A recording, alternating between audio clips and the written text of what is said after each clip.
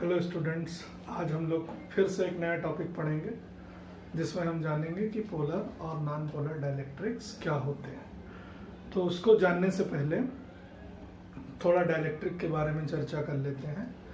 Capacitance की जब मैं लेक्चर सीरीज बना रहा था उसमें डाइलेक्ट्रिक के बारे में थोड़ा बहुत आइडिया मैंने आपको दिया था कि जब पैरेलल प्लेट कैपेसिटर बना रहे हैं तो उसकी कैपेसिटी को कैसे हम और इंक्रीज कर सकते हैं। तो हमने बताया था कि उसमें डाइलेक्ट्रिक मटेरियल का स्लैब फिल कर देंगे, भर देंगे, और वो उस समय एक अपोजिट इलेक्ट्रिक फील्ड बना लेगा और उसका कैपेसिटेंस बढ़ जाएगा।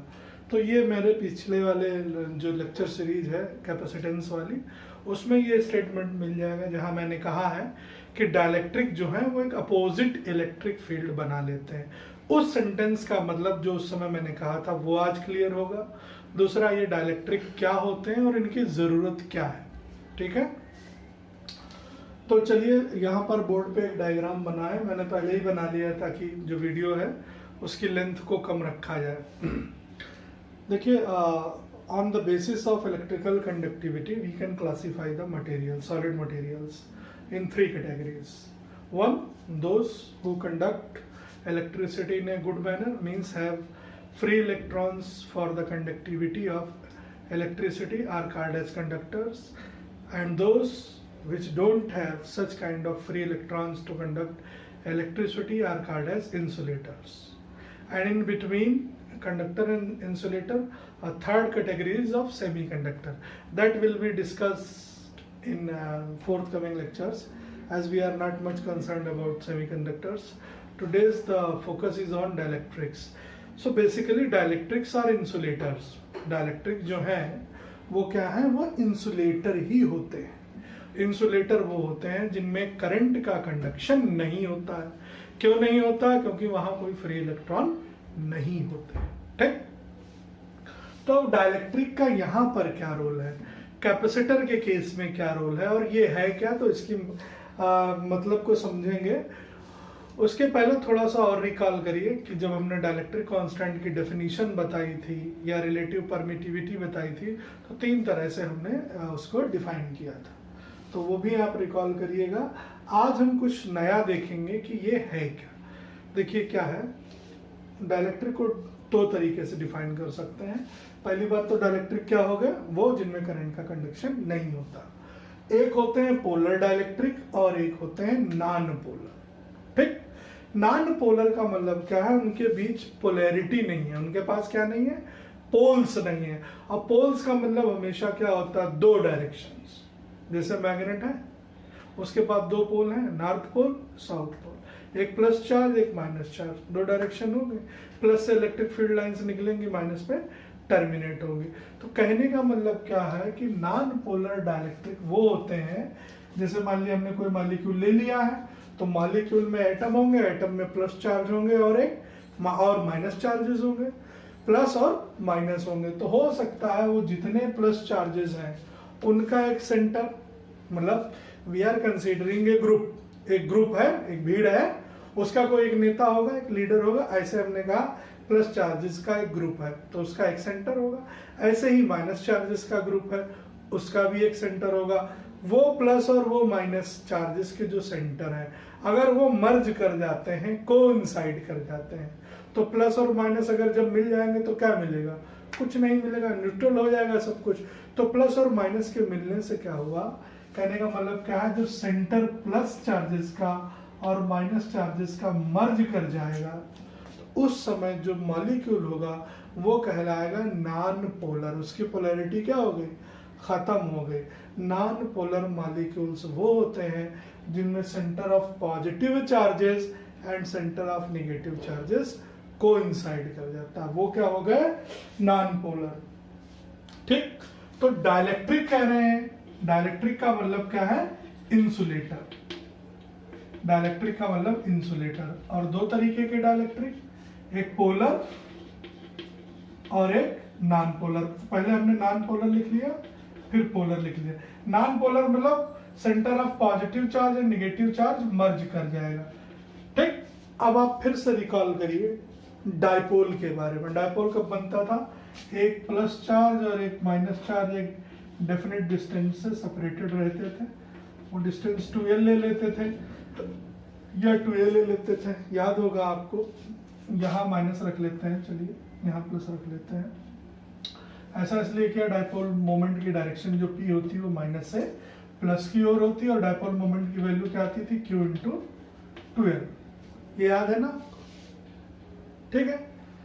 तो कहने का मतलब क्या है कि अगर कोई नॉन पोलर डाइलेक्ट्रिक है, यानी जिसमें प्लस और माइनस के सेंटर आपस में मर्ज कर जा रहे हैं, तो जब मर्ज कर जाएंगे तो जो उनके बीच का सेपरेशन है वो खत्म हो जाएगा, यानी उसका डायपोल मोमेंट क्या हो जाएगा, जीरो।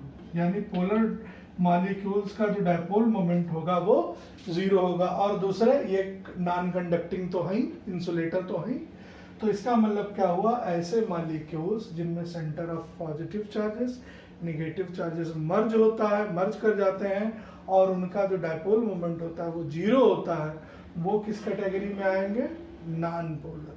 ठीक, तो ये पता कैसे चलेगा, इसके लिए क्या है, सिमेट्रिकल मॉलिक्यूल्स होते हैं, सिमेट्री से पता चलता है। ठीक है, जैसे इसका नॉन पोलर का एक एग्जांपल ले लेते हैं, ऑक्सीजन O16, तो एटॉमिक नंबर कितना हो गया, 8। उसको इलेक्ट्रॉनिक कॉन्फ़िगरेशन करेंगे 2 and 6। ठीक, यानी दो, एक ऑक्सीजन ये हो गया, एक ऑक्सीजन ये हो गया, ठीक है, 2 ऑक्सीजन हो गए, ये प्लस हो गया, ये प्लस हो गया, और 2 and 6 हुआ, तो 2 हो गए अंदर, 6 इलेक्ट्रॉन बाहर हो गए, तो इलेक्ट्रॉन क्लाउड के 6 इधर हो गए, 4 5 6, और इसके भी 6 इधर हो गए। ठीक, तो अब हमने कहा कि इन दोनों का सेंटर कहां पर है, ये दोनों आपस में जुड़े हुए हैं ऑक्सीजन मॉलिक्यूल बॉन्ड के द्वारा, तो हमने सिमेट्री से पता लगाया कि इनका सेंटर यहां कहीं होगा। ऐसे ही 6 ये इलेक्ट्रॉन, 6 इलेक्ट्रॉन 12 का सेंटर कहां होगा, फिर से हमने सिमेट्री से पता लगा लिया, यहीं पर वो सेंटर होगा। यानी पॉजिटिव और नेगेटिव चार्जेस के सेंटर आपस में ओवरलैप कर रहे हैं, मर्ज कर रहे हैं, तो उस दशा में वो मॉलिक्यूल कहलाएगा नॉन पोलर, क्योंकि वो नॉन कंडक्टिंग है, इंसुलेटर है, इसलिए उसको मॉलिक्यूल ना बोल के हम डाइलेक्ट्रिक बोल देते हैं। तो ये एक चीज हो गई। दूसरा, नॉन पोलर ये क्लियर हो गया। पोलर में चलते हैं। पोलर में क्या होगा, इसी का उल्टा। देखिए इसके एग्जाम्पल है ऑक्सीजन, नाइट्रोजन, ठीक है, बहुत सारे एग्जाम्पल हैं, फिलहाल ऑक्सीजन, नाइट्रोजन, हाइड्रोजन से काम चला लेते हैं। पोलर मॉलिक्यूल्स में क्या है, जिनमें पोलैरिटी है, यानी उनमें जो सेंटर है पॉजिटिव और नेगेटिव चार्जेस का, वो मर्ज नहीं करेगा। Means there is a definite separation between positive and negative, hence they constitute a dipole because there is a separation। किसके बीच में, प्लस और माइनस के बीच में। अगर सेपरेशन है तो वो डेफिनेटली उनके पास क्या होगा, डाइपोल मोमेंट, यानी यहां मर्ज नहीं करेंगे सेंटर किसके, पॉजिटिव और नेगेटिव चार्जेस के, वो कोइंसाइड नहीं करेंगे। They have permanent dipole moment, permanent dipole moment. अभी मैं केवल डेफिनेशन बता रहा हूं, ठीक है। उनके पास परमानेंट डाइपोल मोमेंट होगा। जैसे NaCl ले लेते हैं, ClCl ले लेते हैं, NH3 ले लेते हैं, HCl ले लेते हैं, CO2 ले लेते हैं। ये सारे एग्जाम्पल, CO2, NaCl, HCl, ये सारे एग्जाम्पल हैं नॉन पोलर के, ठीक है। पोलर मतलब जिनके पास पोलैरिटी है, ठीक, यानी प्लस और माइनस चार्ज सेपरेटेड है। तो ये सारी कथा यहाँ कह क्यों रहे हैं, ये जब तक हम नहीं जानेंगे तब तक हम वो बात नहीं जान पाएंगे कि अगर हम डाइलेक्ट्रिक मटेरियल रख देते हैं दो पैरेलल प्लेट के बीच में, तो वो इलेक्ट्रिक फील्ड को रिड्यूस कर देता है, ठीक है। तो उस बात का पता हम यहीं से लगा पाएंगे, तो इसको समझना जरूरी है।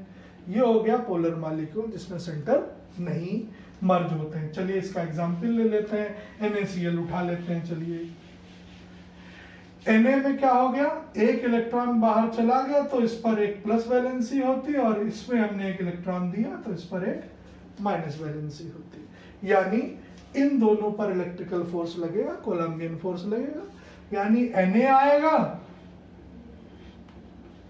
और Cl आएगा, एक बाउंड्री तक आएंगे और आपस में फिर वो रुक जाएंगे, वो इलेक्ट्रिकल फोर्स उनको बाउंड कर रहा होगा। ठीक, तो इसका मतलब क्या हुआ, Na का सेपरेशन होगा Cl से। एक डेफिनेट डिस्टेंस होगा इनके सेंटर के बीच में कि नहीं हुई? अगर सेंटर के बीच में डिफरेंस हो गया, डिस्टेंस हो गई, तो हमें 2L की वैल्यू पता ही चल जाएगी और चार्जेस की वैल्यू पहले से पता है, तो Q इंटू 2L कर देंगे तो एक डायपोल मोमेंट P मिल जाएगा। ये वेक्टर क्वांटिटी होती है, प्रीवियस लेक्चर्स में आप लोग जानते हैं, बता भी चुका हूँ, नहीं जानते हैं फिर भी जान लीजिए, वेक्टर क्वांटिटी होती है। क्यों? क्योंकि इसकी डायरेक्शन माइनस से प्लस की ओर होती है। तो ये हो गया पोलर और नॉन पोलर डाइलेक्ट्रिक्स। अब सवाल ये उठता है, इनको अगर हम रख रहे हैं किसी पैरेलल प्लेट कैपेसिटर पर या कोई इलेक्ट्रिक फील्ड अप्लाई कर रहे हैं, तो ये किस तरह से बिहेव करेंगे। देखिए क्या है, पहले में देखिए हमने पहले डायग्राम में क्या बना रखा है कि ये गोला है, इसमें सेंटर, इसमें नेगेटिव चार्जेस भी हैं, पॉजिटिव चार्जेस भी हैं, और दोनों का सेंटर क्या है, कॉमन है। यानी ये क्या है, ये नॉन पोलर है, इसके पास पोलैरिटी नहीं है। ठीक, ये डायग्राम। फिर जैसे ही इस तरीके मटेरियल को यानी नॉन पोलर डाइलेक्ट्रिक को हमने कोई external electric field E not में रख दिया, ठीक है, ये फील्ड की डायरेक्शन थी, तो होगा क्या, जैसे आप इसको फील्ड में डायरेक्शन में रखेंगे तो यहाँ जितने भी माइनस हैं प्लस हैं वो क्या करेंगे, वो अपने आप को रीअरेंज करेंगे, रीडिस्ट्रीब्यूट करेंगे according to the direction of electric field. यानी ये डायरेक्शन अगर इधर है, हम ये कह रहे हैं, तो इस डायरेक्शन में प्लस चले जाएंगे और इधर आ जाएंगे माइनस, यानी there will be a separation या rearrangement of positive charges and negative charges on either sides of the dielectric material. जैसे फील्ड लगाएंगे प्लस चार्जेस इधर आ गए, माइनस चार्जेस इधर आ गए, ठीक है, और फील्ड की डायरेक्शन क्या है, प्लस से माइनस की ओर। ठीक, तो ये जैसे ही अपने आप को रीअरेंज करेंगे तो एक सेपरेशन हो गया। बाहर इलेक्ट्रिक फील्ड इस डायरेक्शन में है, लेकिन जब इन लोगों ने, इन मॉलिक्यूल्स ने जो पहले नॉन पोलर थे जिनका डायपोल मोमेंट 0 था, फील्ड लगाया, सेपरेशन हो गया, यानी डायपोल मोमेंट आ गया, तो डायपोल मोमेंट आने की वजह से उनके प्लस और माइनस सेपरेट हो गए, एक डिस्टेंस आ गई, तो हमने देखा जो अंदर इलेक्ट्रिकल फील्ड है, EI मतलब इंटरनल इलेक्ट्रिक फील्ड, और फिर इलेक्ट्रिक फील्ड की डायरेक्शन क्या है, प्लस से माइनस की ओर, प्लस से माइनस की ओर, प्लस से माइनस, प्लस से माइनस, प्लस से माइनस। तो अंदर इलेक्ट्रिक फील्ड इस डायरेक्शन में है और बाहर हमने इस डायरेक्शन में अप्लाई की, एक चीज इस दिशा में, एक चीज इस दिशा में, तो रिजल्टेंट क्या होगा, घटेगा कि नहीं घटेगा, बिल्कुल घटेगा डायरेक्शन के हिसाब से। मान लिया हमने यहाँ पर 100 वोल्ट पर मीटर की इलेक्ट्रिक फील्ड लगाई, फिर इंटरनली 60 पैदा हो गई वोल्ट पर मीटर, तो जो हम अगर तुमसे रिजल्टेंट पूछे, नेट पूछे, तो आप क्या करोगे, आप कहोगे दोनों की डायरेक्शन अलग अलग है, तो 100 माइनस 60 तो कितना हुआ, 40 वोल्ट पर मीटर की इलेक्ट्रिक फील्ड टोटल एग्जिस्ट कर रही होगी, और पहले थी कितनी, 100। तो जो स्टेटमेंट हमने कहा कि डाइलेक्ट्रिक इंट्रोड्यूस करने से एक अपोजिट इलेक्ट्रिक फील्ड, ये देखिए अपोजिट बनती है, जो कि अप्लाइड इलेक्ट्रिक फील्ड को कम कर देती है, ये कम हो गई। ठीक, अब जो भी मटेरियल है उसका कोई ना कोई डाइलेक्ट्रिक कांस्टेंट होता है, वो पिछले लेक्चर में भी मैं बता चुका हूं। अब इस बात पे फोकस करिए, अगर हम इसकी वैल्यू बढ़ा दें, कहने का मतलब है E0 को अगर हम बढ़ा दें, पहले 100 थी अब 200 कर दें, तो ज्यादा से ज्यादा सेपरेशन होगा, ये अंदर वाली फील्ड भी क्या करेगी, बढ़ जाएगी, वो भी उसी रेशियो में, उसी प्रोपोर्शनेट में अपना फोर्स लगाएगी, तो वो भी बढ़ जाएगी। तब जब हम घटाएं, जब ये 200 हो गई, फिर ये भी बढ़ जाएगी, मान लीजिए 80 हो गई, 200 माइनस 80 कितना आ गया, 120। तो कहने का मतलब क्या है, जैसे जैसे आप जो ओरिजिनल इलेक्ट्रिक फील्ड है, एक्सटर्नल इलेक्ट्रिक फील्ड है, उसको बढ़ाते जाएंगे, इसकी स्ट्रेंथ भी बढ़ती जाएगी, डायपोल मोमेंट भी बढ़ता चला जाएगा। तो इससे रिजल्ट ये मिला कि E0 जो है वो प्रोपोर्शनेट है EI के, ठीक है, यानी जितना आप इलेक्ट्रिक फील्ड अप्लाई करेंगे उतनी ज्यादा आपको डायपोल मोमेंट मिलेगी, उतना ज्यादा इंटरनल इलेक्ट्रिक फील्ड मिलेगी। इस प्रोपोर्शनैलिटी को हटा के हमने एक कांस्टेंट लगा लिया।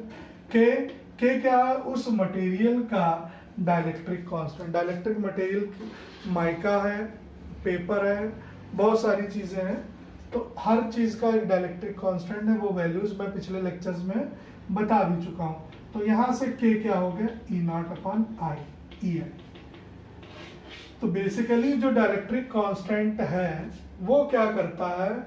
वो अप्लाइड इलेक्ट्रिक फील्ड को, अगर यहां से एक और रिलेशन निकालें दूसरी, वो हो जाएगी हमारे पास ई आई क्या हो जाएगा? ई नॉट अपॉन के। जो ओरिजिनल इलेक्ट्रिक फील्ड है उसको वो के टाइम्स कम कर देता है, लेस कर देता है। जैसे एक एग्जांपल ले लें हमने, मान लिया 40 वोल्ट पर metre external applied electric field रखी और एक ऐसा डाइलेक्ट्रिक मटेरियल लिया है जिसका डाइलेक्ट्रिक कांस्टेंट 2 है, माइका है मान लिया। तो यहाँ ई नॉट की वैल्यू रखिए 40 हो गई, माइका का डाइलेक्ट्रिक कांस्टेंट 2 रख लिया, कितना आ गया? 20। तो इसने क्या किया? इसने अप्लाइड इलेक्ट्रिक फील्ड को 20 गुना कम कर दिया। तो डाइलेक्ट्रिक का काम क्या है? अप्लाइड इलेक्ट्रिक फील्ड को कम करना। ये के टाइम्स कम कर देगा। इसलिए अपोजिट इलेक्ट्रिक फील्ड बनने की वजह से डाइलेक्ट्रिक जो होते हैं मटेरियल वो किसी भी कैपेसिटर की कैपेसिटी को बढ़ा देते हैं। तो अगर हम टोटल ई इलेक्ट्रिक फील्ड की बात करें, मैं आपको बात करता हूं, एक चौक दो, मैं भी बात करता हूं आपको। एक और इलेक्ट्रिक फील्ड है हमारे पास, टोटल अगर हम निकालना चाहें ई, तो वो क्या हो जाएगा? ई नॉट माइनस ई आई होगा कि नहीं होगा? और ई आई की वैल्यू आपको यहां से पता है, ई नॉट बाई के, यहां रख लीजिएगा, 1 कॉमन कर लीजिएगा। वो बात दूसरी है, ये ई की वैल्यू है टोटल नेट, ई नेट, दूसरी चौक लाओ। ठीक, तो ये सारा खेल था नॉन पोलर मॉलिक्यूल का, जिनके पास डायपोल मोमेंट नहीं था, इलेक्ट्रिक फील्ड में रखा। सारे डायपोल्स ने प्लस और माइनस ने फील्ड के अकॉर्डिंग अपने आप को एडजस्ट किया। अब चलते हैं पोलर पे। पोलर पे क्या होगा?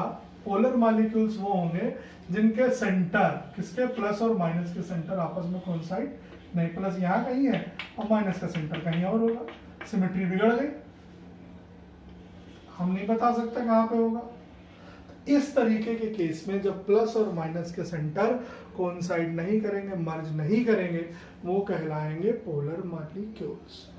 यानी फील्ड के एब्सेंस में, जब हमने फील्ड नहीं लगाई, अब समझिएगा बात क्या है समझने वाली, कि हमने ये कहा कि पोलर मॉलिक्यूल्स में सेंटर जो है पॉजिटिव और निगेटिव का वो कोइंसाइड नहीं करता है। अगर वो कोइंसाइड नहीं कर रहा है, इसका मतलब there is a definite separation between plus and minus, means there is a distance, suppose it is 12, and if there is a distance there will be certainly a dipole moment, and it will be equal to the charge multiplied by the separation between the charges. यानी इनके पास, चाहे आप electric field लगाओ चाहे ना लगाओ, इनके पास पहले से डाइपोल मोमेंट है, परमानेंट डाइपोल मोमेंट।